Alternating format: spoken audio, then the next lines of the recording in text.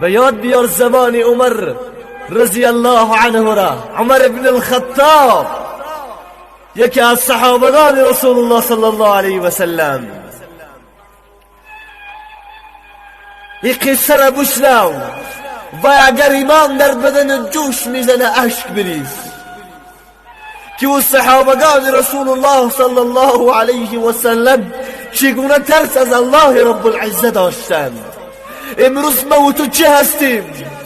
امروز ما و تو کی هستیم که بهتان به اصحاب رسول الله میزنیم؟ اصحاب رسول الله صلی الله علیه و سلم را بدبینی میکنیم. بشنوی قصه را برادرم. روز عمر ابن الخطاب به نزد خانه ابوبکر صدیق رضی الله گذر میکرد. در بوی جگربریان خانه ابوبکر عمر رضی الله غمگین گشت. گفت برادرم ابوبکر،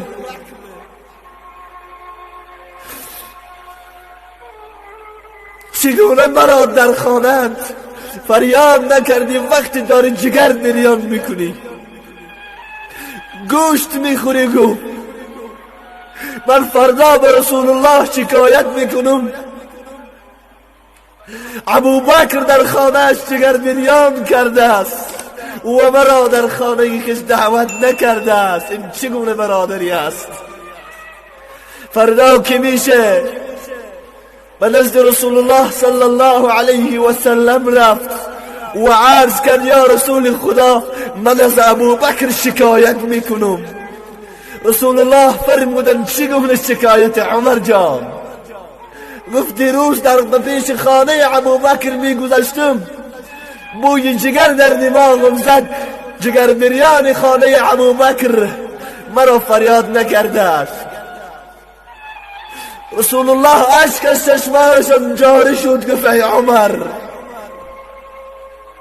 ما دیروز در خانه ابوبکر بودیم او جگر بریان نکرده است،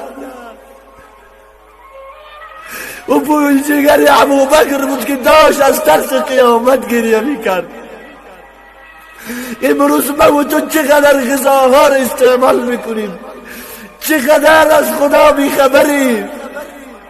عمر رضی الله ابوبکر به آغوش گرفت.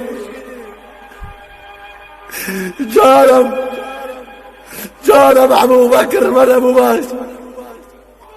گفت برادرم عمر، آیا نمیدانی المؤمن و اخو المؤمن است؟ چگونه ابوبکر جگر بریان کند و یارانش را فراموش کند؟